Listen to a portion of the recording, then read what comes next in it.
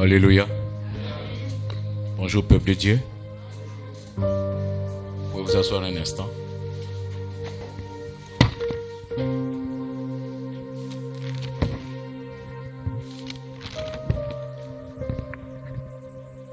Ce matin, c'est un matin particulier. Dis à celui qui est à côté de toi que c'est un matin particulier.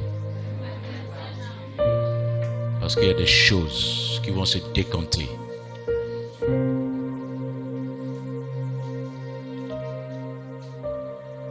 Est-ce qu'on peut ouvrir nos Bibles dans le livre de Matthieu, chapitre 6, verset 33.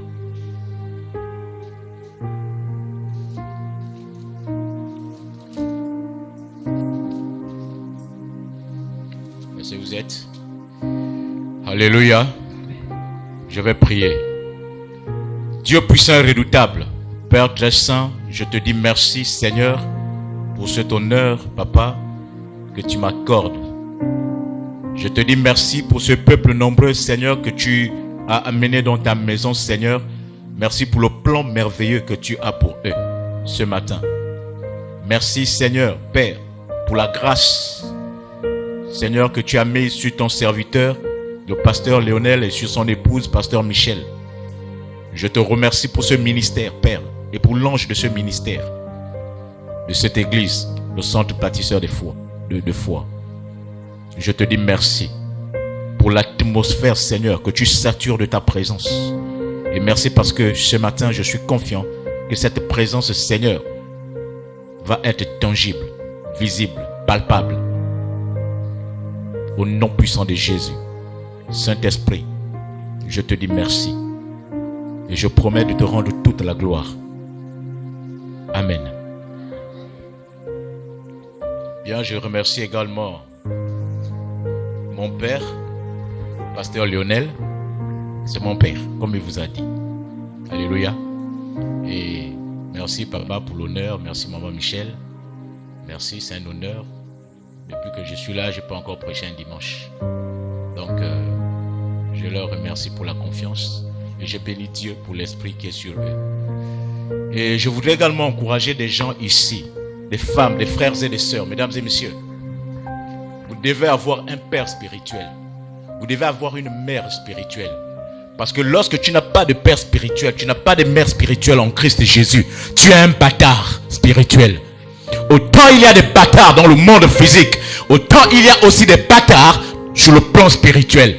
Tu dois avoir un mentor, tu dois avoir un père, tu dois avoir une mère, tu dois avoir une famille spirituelle qui te soutient, avec laquelle tu as des choses que tu peux partager. Parce que Dieu peut opérer dans ta vie seulement à partir d'un père spirituel, d'une mère spirituelle ou d'un mentor. Alléluia. Est-ce que quelqu'un a compris ce que j'ai dit? Non, tu n'as pas encore compris. Je suis en train d'arriver. Alléluia. Dis à celui qui est à côté de toi que l'enfant l'a dit qu'il arrive. Alléluia. Alléluia. Ok. Nous allons lire notre parole dans le livre de Matthieu chapitre 6. On va aller très vite. Matthieu chapitre 6, à partir du verset 33. Je vais lire. Matthieu 6, 33 dit ceci. Cherchez premièrement le royaume et la justice de Dieu, et toutes ces choses vous seront données par-dessus. Amen. Cherchez premièrement le royaume. Cherchez premièrement le royaume et la justice de Dieu, et toutes ces choses vous seront données par-dessus. Alléluia. Nous sommes toujours dans le cadre du thème que le pasteur Léonel a commencé à aborder et sur lequel il a commencé à épiloguer depuis près de 2 semaines, qui est être et avoir. Alléluia. Et dans ce thème être avoir, nous avons également tiré un autre thème qui est payer le prix. Et nous avons entendu, lorsqu'il a commencé à épiloguer là-dessus, il parlait de être, avoir, il a commencé à parler de être, du fait d'être. Et dans le fait d'être, il a parlé de l'identité, il a parlé de la connaissance, il a parlé du fait que Dieu devait d'abord nous façonner, nous paramétrer, nous peaufiner avant de nous donner. Donc nous devons d'abord être avant d'avoir. Alléluia. Et il a pris l'exemple d'un enfant qui naissait. Lorsqu'un enfant naît, on ne lui donne pas d'abord les voitures et les maisons. On ne lui donne pas d'abord de l'argent. On va d'abord l'éduquer. On va d'abord le former. Il faudrait qu'on lui donne un nom, une identité. Vous savez, même dans le droit, lorsque quelqu'un dit, souvent on dit aux policiers, on dit aux gendarmes, je connais mes droits. Mais parfois on peut te demander, c'est quoi ton droit? Le premier droit qu'un homme doit connaître, c'est le droit d'avoir une identité. Alléluia. Le droit d'avoir une identité. Le droit d'avoir un nom. Alléluia. Donc, voilà ce qu'il a parlé. Ce que j'ai pu retenir, c'est très long. Mais dans le fait d'être et d'avoir. Dieu te donne. Mais avant que Dieu te donne, il y a un travail qu'il doit faire dans ta vie. Il y a des choses qu'il doit aligner, qu'il doit enlever, qu'il doit mettre, qu'il doit en fait apporter comme transformation depuis les profondeurs de ton être jusqu'aux extrémités de ton corps, afin que ta vie, que ton existence puisse également impacter ceux-là qui viennent vers toi, impacter ta nation, impacter ta génération et impacter tous ceux-là qui t'entourent. Alléluia. Tu ne peux pas impacter les autres si toi-même tu n'es pas impacté, parce que tu es le fruit de la manifestation de la puissance de Dieu d'abord dans ta vie. Ça veut dire qu'en réalité, ce que tu t'es... Bien-aimé, nous sommes ici au niveau où nous sommes dans notre vie spirituelle comme dans notre vie sociale à cause de la dimension, de la relation, de l'intimité que nous avons avec Dieu et du niveau de connaissance spirituelle que nous avons de la parole de Dieu. Alléluia. Est-ce que quelqu'un m'entend? Et ici, le thème que je vais aborder, c'est payer le prix. Payer le prix. Parce que la plupart du temps, on prie. La plupart du temps, on jeûne. La plupart du temps, on vient à l'église, on fait des veillées. Mais parfois, en réalité, lorsque nous venons à l'église, nous ne sommes pas présents à l'église. Nous sommes ailleurs. Parfois, en réalité, on vient seulement à l'église. On entend la parole de Dieu. On prie à l'église. On fait des veillées à l'église. Mais lorsque nous repartons chez nous, nous reprenons notre vie, notre costume, notre veste de d'habitude. Alléluia. Pas de prière, pas de méditation de la parole, pas de sanctification, il n'y a rien. Mais on veut les choses de Dieu. On veut que Dieu agisse dans notre vie. Il y a en nous comme une sorte de faim, comme une sorte de soif, un désir ardent de devenir quelqu'un ou de devenir quelque chose dans la vie. Et la plupart du temps, on pense à une option, certainement, je l'obtiendrai par l'imposition des mains du pasteur, ou je vais certainement l'obtenir par la prière de maman pasteur. Pour moi, tout ira dans l'ordre. Donc tu as comme l'impression qu'il y a des choses que tu veux dans ta vie, il y a des dimensions que tu veux atteindre dans ta vie, il y a des niveaux sur le plan social, des statures sociales dans lesquelles tu veux émerger, et tu crois en réalité que pour avoir ces choses, il faut nécessairement que le pasteur prie pour toi. Il faut certainement que maman pasteur t'impose les mains. Il faut certainement que quelqu'un prophétise sur ta vie. Alléluia. Et parfois tu as comme l'impression que lorsque ces choses-là sont faites, ça va marcher. Oui, ça marche. Souvent ça marche. Et même la plupart du temps ça marche. Mais bien aimé, je suis venu te dire quelque chose. Tu dois comprendre qu'il y a également un niveau de grâce, un niveau de transformation, un niveau d'onction, où l'imposition de main du pasteur, où la prière du pasteur, où les visions du prophète trouvent leurs limites. Un niveau où tu dois payer le prix. Autrement dit, payer le prix, c'est accepter de traverser le désert spirituel, d'affronter toute résistance, aussi infernale soit-elle. C'est rompre avec tout système, toute culture qui nous retient encore aujourd'hui. Mesdames et messieurs, écoutez-moi s'il vous plaît. Dieu ne perd pas dans le divertissement. Dieu ne perd pas dans la distraction. Dieu ne perd pas dans la performance religieuse. Dieu opère dans la puissance, dans l'abandon total. Dieu opère dans la vie de ceux qui payent le prix. Certes, il est vrai que Dieu m'interpelle à payer le prix ce matin. Mais par quels moyens dois-je y procéder?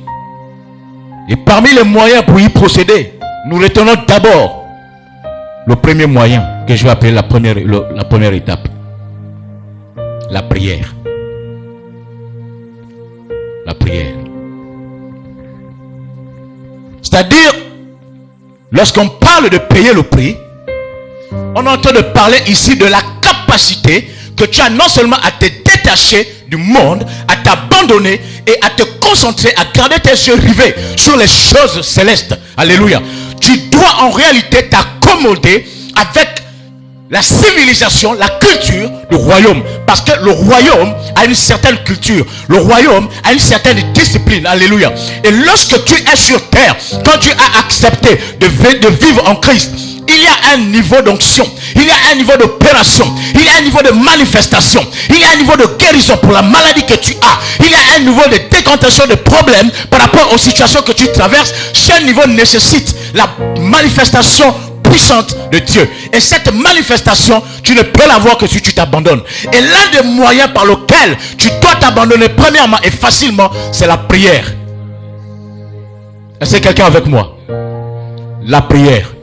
Pourquoi? Parce que la prière est un système que Dieu a établi qui te permet de te conjuguer, toi l'homme, avec la divinité. La prière, c'est le moyen par lequel l'humanité et la divinité se conjuguent pour apporter le ciel sur la terre. En fait, quelqu'un qui a commencé à s'abandonner et qui a commencé à prier commence non seulement à avoir un mode opératoire à travers la prière où les choses des cieux commencent à se manifester de la façon visible sur la terre. Oh, tu n'as pas compris ce que j'ai dit. Peu importe la situation dans laquelle tu te trouves, lorsque tu commences à invoquer le Dieu des cieux et avec ces dieux vous commencez à devenir un, il y a des situations qui commencent à se faire voir dans ta vie que personne ne pouvait voir, parce qu'à partir de la prière tu apportes l'invisible dans le visible. À partir de la prière tu transformes ce qui est invisible dans le visible et les gens commencent à voir ça. Est-ce que tu es avec moi? Alléluia. La prière n'est pas nécessairement une prière mécanique ou religieuse. Nous devons éviter ces choses-là. Parce que souvent on vient à l'église, on dit prions, tu fais comme une récitation. Et là tu commences à dire, parce que tu as entendu peut-être quelqu'un prier à la télé ou à la radio, tu as pris quelques mots, tu as copié. Et quand tu viens à l'église, tu commences à faire la même prière. Prière mécanique. Parfois tu as déjà, depuis que tu es petit, toi tu as ta prière là que tu as enregistrée. Chaque fois on dit prions, tu commences. Alléluia. Tu viens à l'église parce que tu es fatigué. Tu viens à l'église tout simplement parce que pour qu'on sache que non, tu es présente. Non. Tu dois avoir un état d'esprit. La Bible dit dans 1 Thessaloniciens 5, verset 17, j'espère que là je ne me suis pas trompé. Priez sans cesse. Priez sans cesse. La prière, c'est un moment dans lequel tu dois t'abandonner à Dieu. C'est un moment dans lequel tu dois pleurer. C'est un moment dans lequel tu dois crier. C'est un moment dans lequel tu dois déchirer ton âme devant Dieu. Alléluia. C'est pourquoi lorsque nous lisons la Bible dans le livre de Osée chapitre 4, la Bible nous donne une révélation de la bagarre que Jacob a eue avec l'ange. La Bible dit qu'il pleura, il cria, il fit entendre à celui qui pouvait en fait le sauver. Est-ce qu'on peut lire cette parole? Osée chapitre 4 verset 12 s'il vous plaît. Osée chapitre 4 verset 12.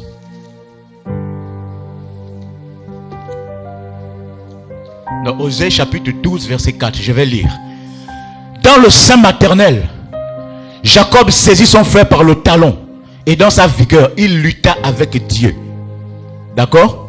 Ça c'est ce que la Bible nous dit, n'est-ce pas? Dans le livre de Genèse au chapitre 25 verset 26, n'est-ce pas? Et la Bible continue, verset 5, il dit ceci. Elle dit ceci.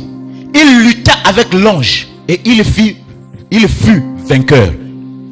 Et la Bible continue. Il pleura et lui adressa des supplications. Jacob l'avait trouvé à Bethel. Et c'est là que Dieu nous a parlé. Il lutta avec l'ange. Il fut vainqueur. Et la Bible dit, il pleura. Il lui adressa des supplications. Il avait pleuré. Tu ne peux pas opérer dans ta vie de chrétien, dans ta vie spirituelle, sans la prière. La prière est le poumon du chrétien. Un chrétien qui ne prie pas, c'est comme un chrétien qui ne respire pas. Ou à la limite, qui est peut-être sous oxygénothérapie. Je ne sais pas si c'est comme ça on dit. C'est-à-dire que tu dois payer sous oxygène. Tu dois payer ce que tu respires là. Mais même là, ça ne t'aide pas beaucoup. Parce que même là, tu peux partir. C'est le poumon du chrétien. Un chrétien doit prier. Un chrétien doit chercher la face de Dieu. Parce que plus tu pries, plus tu es en contact avec Dieu. Et plus tu es en contact avec Dieu, plus ton esprit est transformé. Ton corps est transformé. Ta façon de comprendre.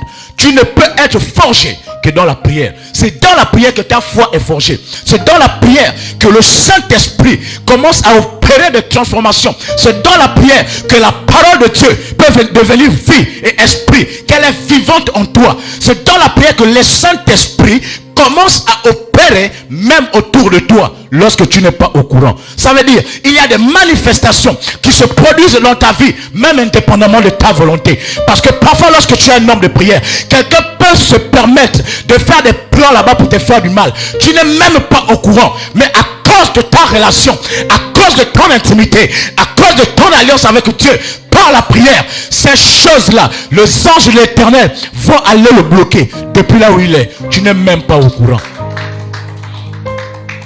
Un homme de Dieu, quelque part, voulait faire une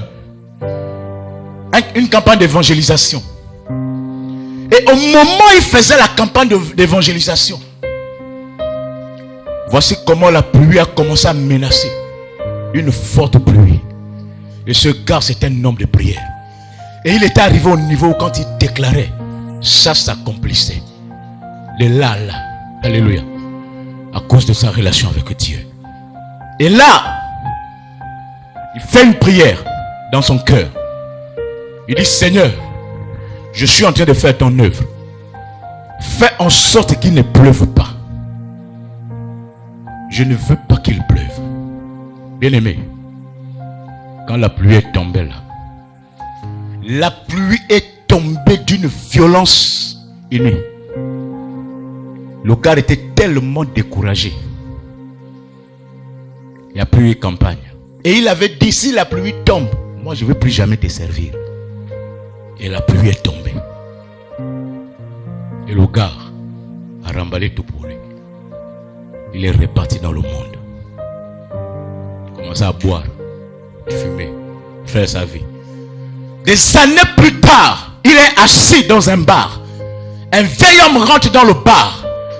Comme par hasard, il le croise. Il dit, oh, pasteur, mais je te cherche. Le gars dit, oh, mais tu me cherches comment? Et puis il ne m'appelle plus, je ne suis pas pasteur. Je ne suis plus, il dit, oh, je te cherche. Il dit, mais tu me cherches comment? Il dit, je te cherche parce que je veux que tu me fasses connaître ton Dieu là. Le gars dit, comment ça? Il dit, mais tu te rappelles que dans telle ville, tel village, tu avais fait une campagne d'évangélisation, non? Il dit, oui. Il dit, mon petit, le Dieu que tu pries est fort. Parce que ce qu'on avait préparé pour toi, s'il n'y avait pas la pluie là, tu serais mort depuis. Alléluia.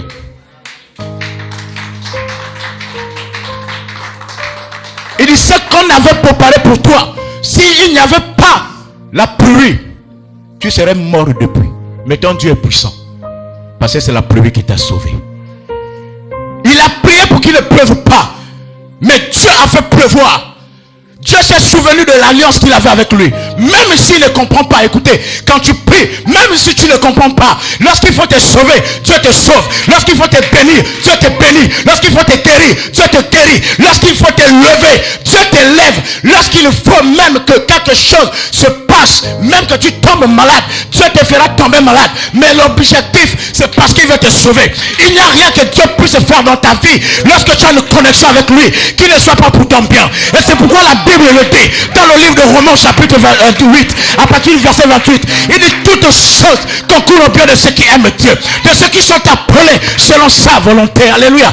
Et dans le livre de 1 Thessaloniciens 5, je pense au verset 18, il dit, rendez grâce en toutes choses, car telle est à votre égard la volonté de Dieu en Christ Jésus. Je suis venu parler à quelqu'un.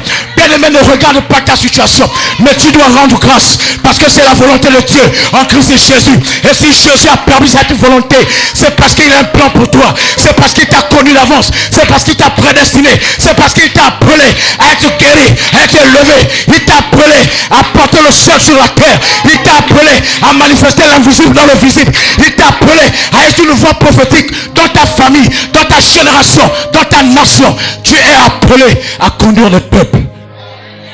Alléluia. Un homme qui prie, un homme qui a le temps avec Dieu, impacte toujours dans le temps et dans l'espace. La prière, en fait, te confère une autorité. Écoutez, la Bible dit que Dieu est omnipotent, il est omniprésent, il est omniscient. Alléluia. En d'autres termes, la prière apporte l'omnipotence de Dieu dans la vie de quelqu'un. La prière apporte l'omnipotence de Dieu dans une nation, dans une église. Une église qui n'a pas de prière, un homme qui n'a pas de prière, c'est une église qui vit la sécheresse spirituelle. Alléluia. Et Dieu ne nous a pas appelés à ça. La puissance publique découle souvent du secret. Tu veux prêcher l'évangile, tu veux qu'il y ait des manifestations, tu veux être élevé dans ta profession, tu veux que ta famille te respecte, va d'abord te concerter dans le secret avec Dieu. Alléluia. Vous devez comprendre une chose, même les sorciers, ils ont une source. Toutes ces personnes que vous voyez, les multimilliardaires, les ministres, toutes les personnes qui sont grandes sur terre ont toujours une source. Et pas une source physique, une source spirituelle ou mystico-spirituelle. Alléluia. Et nous, en tant que chrétiens, nous devons avoir une source. Lorsqu'on parle de payer le prix par la prière, c'est-à-dire tu payes le prix de la prière. En fait, tu t'abandonnes, tu fais de Dieu en réalité ton ami, tu fais de Dieu ta source de vie par le biais de la prière. La prière t'amène dans l'intimité avec Dieu. La prière te permet d'être collé avec Dieu à tout moment. La prière te permet en réalité, dans toutes les décisions que tu dois prendre, tu dois d'abord consulter Dieu. La prière t'entraîne et te forme non seulement à recevoir les choses de Dieu, non seulement à connaître les choses de Dieu, mais à connaître aussi Dieu lui-même. Dieu ne t'a pas appelé dans la vie parce qu'il veut te donner les enfants. Dieu ne t'a pas appelé parce qu'il veut te donner un mari ou une femme. Dieu ne t'a pas appelé parce qu'il veut te rendre riche. Mais Dieu t'a appelé parce qu'il veut te donner sa parole. Parce qu'avec la parole de Dieu, tu deviens un Dieu. Avec la parole de Dieu, tu manifestes le caractère de Dieu. Avec la parole de Dieu, tu crées ce qui n'est pas encore créé. Avec la parole de Dieu, tu apportes l'invisible au visible. Avec la parole de Dieu, tu peux seulement guérir même sans toucher quelqu'un. Tu déclares et ça s'accomplit. Et tout cela se trouve dans la prière.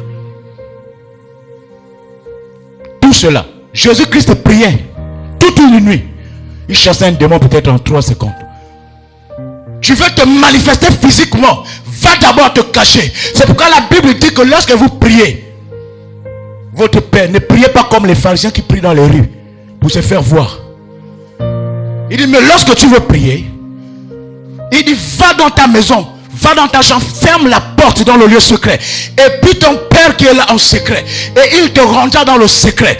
Tu ne peux pas manifester la richesse, tu ne peux pas manifester la gloire, tu ne peux pas manifester la guérison ou la délivrance si tout le temps tu es dehors ou tu es devant la télévision, devant Novelas ou sur ton téléphone. Non, tu ne peux manifester la puissance de Dieu, tu ne peux vivre les bienfaits de Dieu, la bénédiction de Dieu seulement dans le secret avec Dieu, dans le secret de la prière, dans ta chambre, en relation, dans l'intimité, parce que c'est ce que tu as dit là-bas et c'est la réponse qui t'a été donnée. Lorsque tu sors publiquement, des choses se manifestent. C'est pourquoi la Bible, lorsqu'elle parle de Jésus, quand Jésus avait 12 ans, après avoir répondu à Marie et Joseph, la Bible dit que le petit enfant croissait en stature, il croissait en grâce, et il croissait en puissance devant Dieu et devant les hommes, jusqu'au temps de sa manifestation devant Israël. Parce qu'il y a un temps où tu dois croître, il y a un temps où tu dois dois bénéficier de la grâce. Il y a un temps où des choses doivent se passer. Et il y a un temps où Dieu doit te révéler. Alléluia.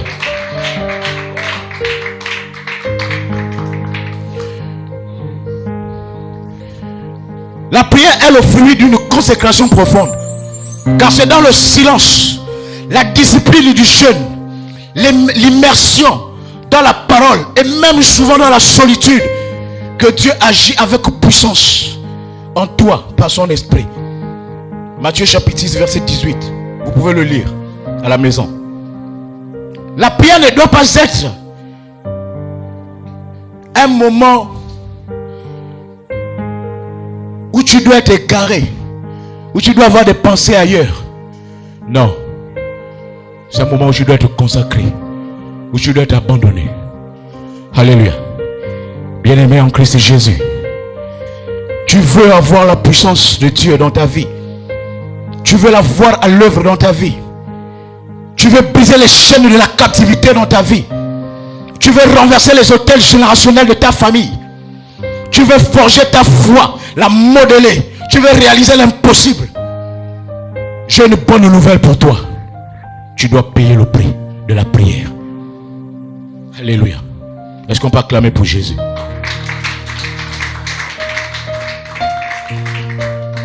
C'est dans la prière que les autels sont renversés. Écoutez, lorsqu'on parle des autels générationnels, ça veut dire, quand vous entendez autels générationnels, ce sont des autels qui ont été bâtis sur le sang humain. Parce qu'il y a des autels qui sont bâtis à partir des feuilles de la forêt. Alléluia. Il y a des autels qui sont bâtis à partir de comment on appelle, du bois, c'est-à-dire, ou du sang des animaux. Alléluia.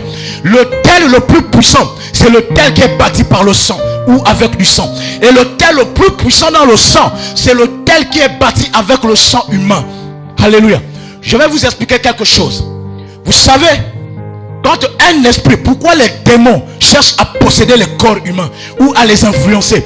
Pourquoi un démon pousse un homme à faire les sacrifices humains? C'est parce que dans le corps humain, il y a ce qu'on appelle le sang. Et dans le sang, il y a l'âme, il y a la vie. Alléluia. Et la vie est la manifestation de Dieu. Or, les démons sont des anges déchus. Et ces anges-là, parfois lorsqu'ils boivent le sang, ou lorsque pas ils boivent, mais lorsqu'ils sont versés du sang humain, lorsque le sang humain est versé sur eux, la vie de Dieu en fait les impacte, même si c'est pour un court moment. Et ça les rappelle le moment quand ils étaient dans les cieux. Voilà pourquoi il suscite les sacrifices dans les vies des gens. C'est-à-dire le sang lui rappelle le royaume des cieux. Parce que dans le sang il y a la vie, il y a l'âme. Et la vie c'est Dieu. Donc quand vous voyez un autel qui est générationnel, c'est-à-dire un autel qui a traversé le temps, l'espace, qui est parti de génération en génération, ça veut dire que cet autel a été bâti sur le sang humain. Et en tant que chrétien, toi aussi, tu dois avoir un autel. Pas un autel bâti sur le sang des humains, de ta famille, non. Un autel bâti sur le sang de Christ. Le sang qui a tout accompli. Le sang qui a tout vaincu. Un autel puissant et redoutable. Et là, tu vas voir que dans ta famille, lorsque les autels générationnels de ta famille se positionnent, l'autel de Christ qui est dans ta vie aussi se positionne. Alors là, il y a ce qu'on appelle autel contre autel. Alléluia. Autel contre autel. La deuxième chose que nous allons voir, c'est la vie de sainteté. La sainteté. Un grand problème. Je ne sais pas où j'ai entendu ça. Je ne sais pas si c'était à une conférence d'un Français, Michel Allard, ou un autre, un Canadien, je ne sais plus trop. Il disait ceci. Il dit: les Africains aiment Dieu. Les Africains prient beaucoup Dieu. Mais le problème des Africains, c'est le péché. Le péché, la légèreté spirituelle, la négligence, la nonchalance. Parfois, le péché empêche même la main de Dieu d'opérer dans ta vie. Et la Bible le dit dans Ésaïe, je pense chapitre 59 à partir du verset 1. Il dit non, la main de l'Éternel n'est pas courte pour vous sauver, ni son oreille sourde pour vous entendre. Mais c'est vous qui mettez entre votre Dieu et vous un fossé à cause de la multitude de vos iniquités. Est-ce qu'on peut lire ce passage? Ésaïe 59.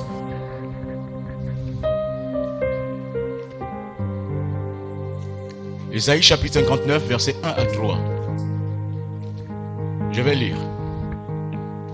Est-ce que vous êtes à la page? Est-ce que je peux lire? Quelqu'un à la page? Je peux lire.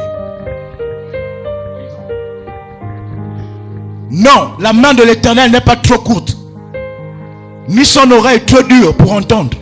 Mais ce sont vos crimes qui mettent une séparation entre vous et votre Dieu. Ce sont vos péchés qui vous cachent sa face et l'empêchent de vous écouter. Car vos mains sont souillées de sang et vos doigts de crime, vos lèvres pour faire le mensonge, votre langue fait entendre l'iniquité. Nul ne se plaint avec justice, nul ne plaide avec droiture. Ils s'appuient sur des choses vaines et disent des faussetés. Ils conçoivent le mal et enfantent le crime. Amen. Le péché t'éloigne de Dieu. Le péché empêche même Dieu de t'entendre. Parce que lorsque tu n'es pas dans un état de sainteté, lorsque tu n'es pas en odeur de sainteté avec Dieu, ta prière même est une abomination devant l'Éternel. Vous savez, il est facile pour Dieu de pardonner un péché. Mais une abomination, ça c'est une autre chose. Alléluia. Tu dois vivre une vie de sainteté. Et la Bible le dit également dans le livre de 1 Thessaloniciens chapitre 4 verset 4. Il dit, c'est que chacun de vous sache posséder son corps dans la sainteté et l'honnêteté. Chacun de vous, ton corps est le temple du Saint-Esprit. Dieu opère dans la vie par toi. Les hommes voient la réalité, la vérité de la manifestation de Dieu au travers de ta vie, au travers de ton corps. Ton corps est un instrument par lequel Dieu doit véhiculer quelque chose. Ta délivrance dépend même de ton corps. De la façon dont tu tiens ton corps devant Dieu. Ta bénédiction dépend de la façon dont tu tiens ton corps devant Dieu.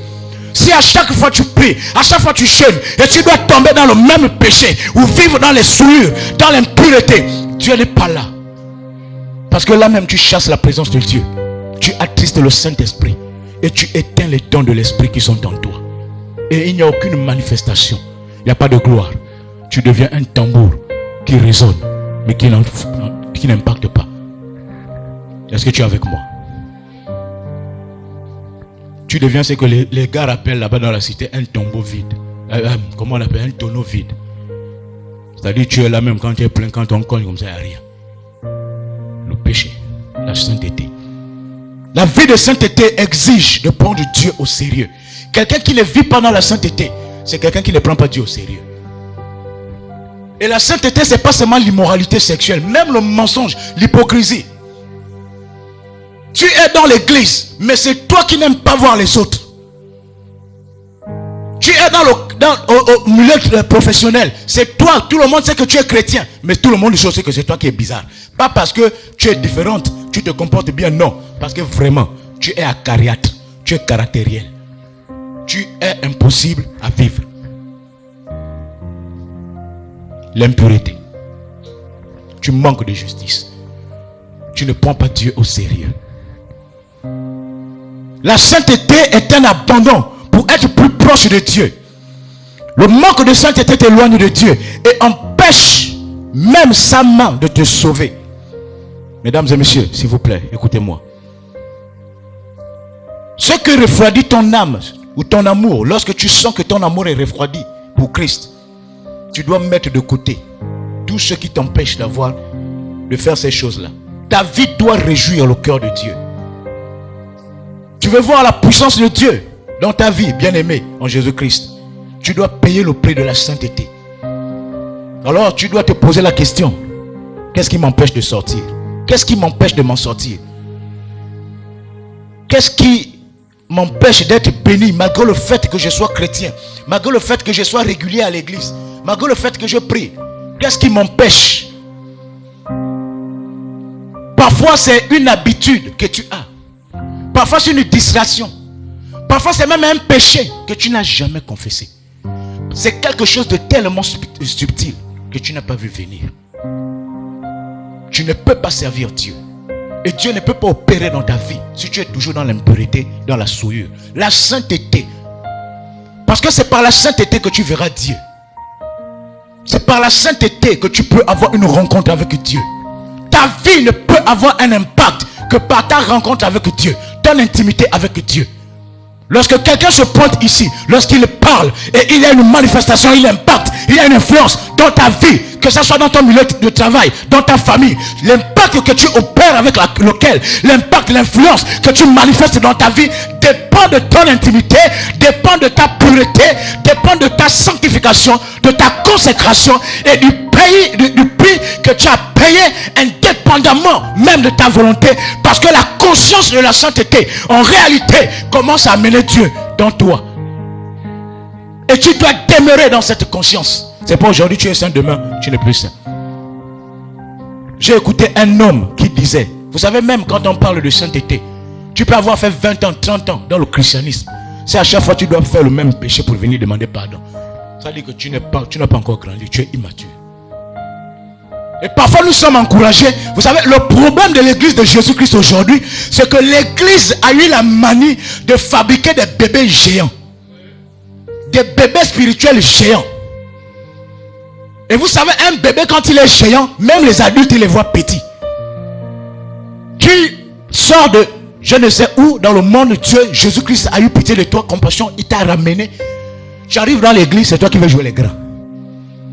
Et comme tu participes, tu donnes l'argent, parfois dans certaines églises, on commence à te lever. Parfois même tu pries, à peine 2 mois, 3 mois, 4 mois, 1 an, tu commences à avoir des manifestations, tu commences à avoir des visions, on commence à t'appeler homme de Dieu, on commence à t'appeler femme de Dieu.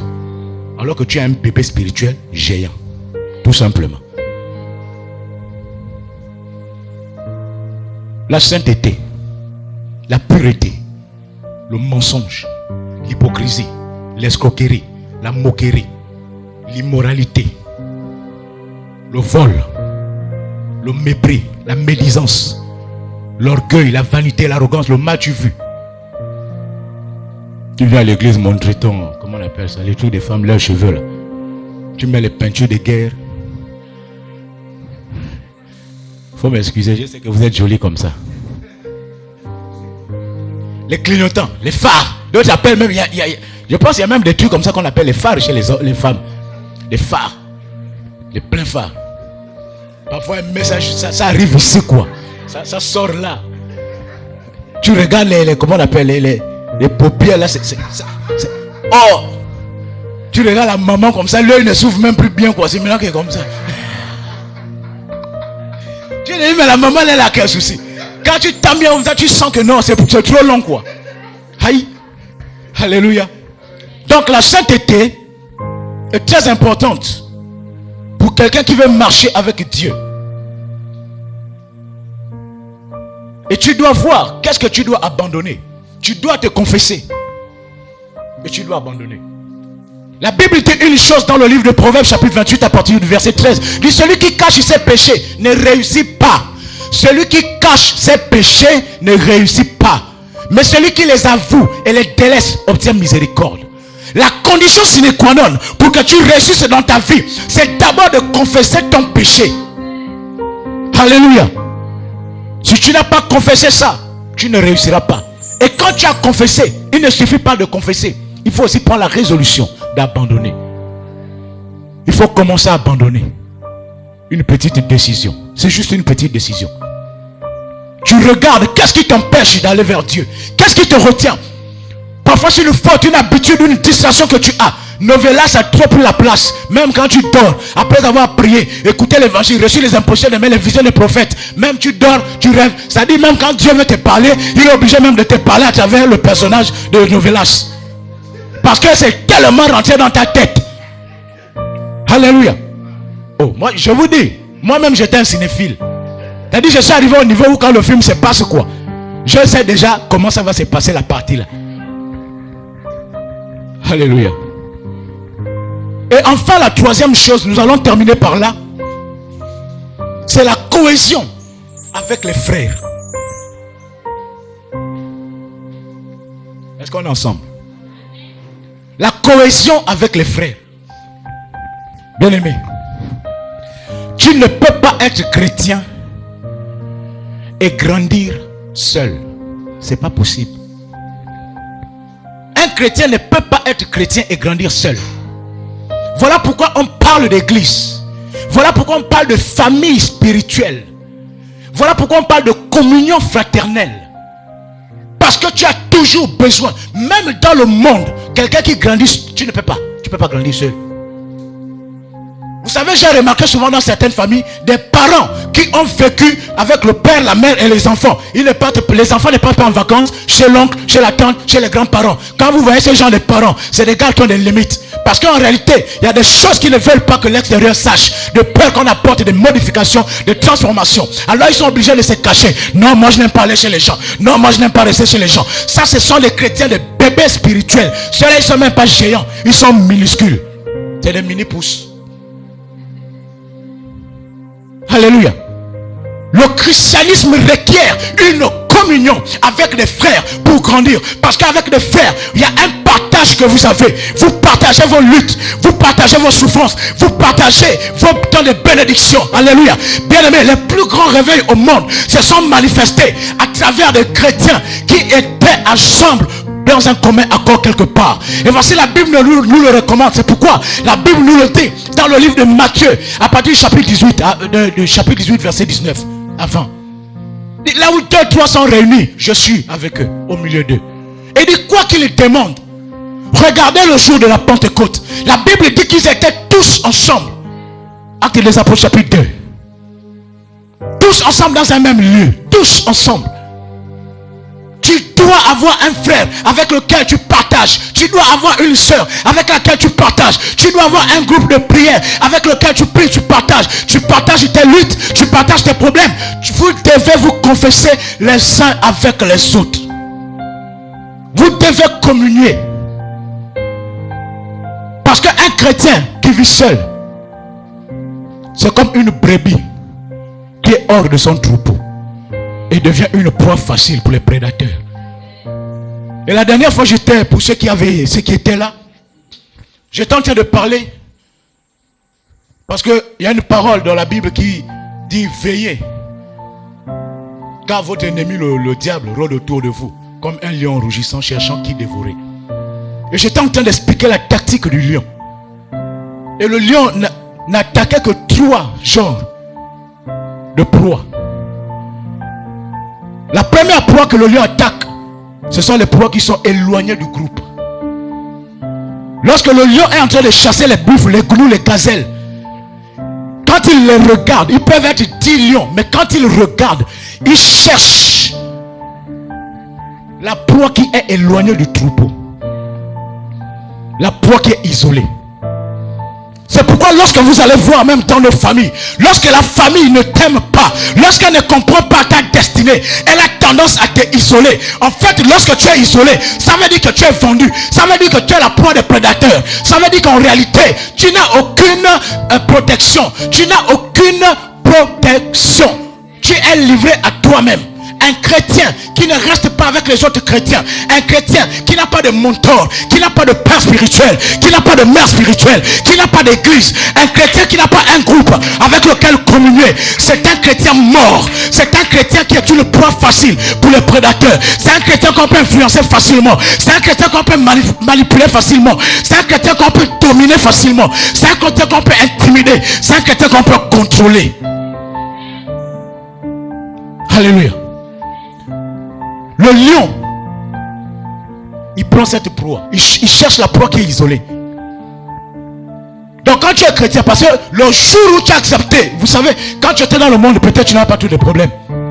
Mais le jour où tu as confessé, tu as accepté dans ton cœur Jésus-Christ comme Seigneur, tu as accepté Jésus-Christ comme Seigneur et Sauveur de ta vie. Depuis ce jour-là, en fait, tu as dit à Satan, la guerre est déclarée feu. Alléluia. Donc Satan, quand tu as accepté Christ, que tu ne l'attaques pas, lui t'attaque. C'est pourquoi moi chrétien, quand moi je viens quelque part, il y a les sorciers qui m'ont attaqué, ils ne m'ont pas attaqué, moi j'attaque. Vous comprenez? Ah oui. Quand je viens dans ce quartier, moi j'attaque. Avant que toi tu m'attaques. Parce que moi quand je marche, il n'y a pas dit papa, quand je marchais, j'ai senti que mon cœur tremblait. Et puis j'ai senti que la place là avait le démon. Non! Moi, quand je marche, ce sont eux qui sentent qu'il y a les anges. Ils ne peuvent pas sentir qu'il y a les démons. Je ne sens pas les démons. Eux, ils sentent les anges. Ils sentent l'onction. Ils sentent le Dieu qui est en moi. Ils sentent la force. Moi, je ne sens rien. Ce sont eux qui sentent. Alléluia. La communion fraternelle. Tu dois avoir un mentor. Tu dois avoir un père. Tu dois avoir un frère. Tu dois avoir un groupe avec lequel. Parce que le groupe te fortifie. Le groupe, lorsque tu as des problèmes, ça se partage. Et parfois le groupe, lorsque vous êtes en alliance, en commun accord, et que vous êtes dans la prière, vous êtes dans le partage de la parole, dans le jeûne, lorsque Dieu se manifeste, je vous dis, les grands réveils de l'histoire de l'humanité n'ont pas commencé parce qu'un gars a prié seul. Même Jésus le Seigneur a prié dans l'église de son cousin Jean-Baptiste. Jésus le Seigneur, il a été encadré par Jean-Baptiste. Écoutez les gens comme les Paul. Regardez les gars comme les Josué. Regardez même Moïse, même Abraham. La Bible dit que lorsque Dieu a appelé Abraham, lorsqu'il est sorti, il est parti de Ur, il s'est arrêté à Caran. De Caran, il s'est arrêté à Canaan. Mais à Canaan, la Bible dit que Abraham s'est levé un matin. Il a pris sa femme Sarah. Il est parti en Égypte, dans une ville qu'on appelait Guéra. Parce que Guéra, en réalité, était un royaume de l'Égypte. À l'époque d'Abraham, l'Égypte avait 42 États. Et ces États étaient dirigés par des pharaons. Et chaque pharaon, en fait, il y avait le pharaon des pharaons qui lui vivait à la capitale qu'on appelait Memphis. Mais vous allez voir que quand Abraham va en Égypte, à Guéra, lorsqu'il dit à sa femme, si on te demande, il faut dire que tu es ma soeur. Quand le roi prend sa soeur, sa femme, Dieu vient parler à sa femme. Et là, le matin, le gars lui dit, mais pourquoi tu m'as menti? Écoutez ce qu'Abraham dit au gars là. Parce que les gens pensent qu'Abraham est le premier chrétien. Mais écoutez ce qu'il dit au roi de Guéra, Abimelech. Il dit, je pensais que dans cette nation, les gens n'avaient pas la crainte de Dieu. Donc en réalité, dans cette nation, les gens connaissaient Dieu. Ils avaient la crainte de Dieu. La preuve en est, Dieu est venu parler à Abimelech en songe. Abimelech n'a pas demandé, toi c'est qui?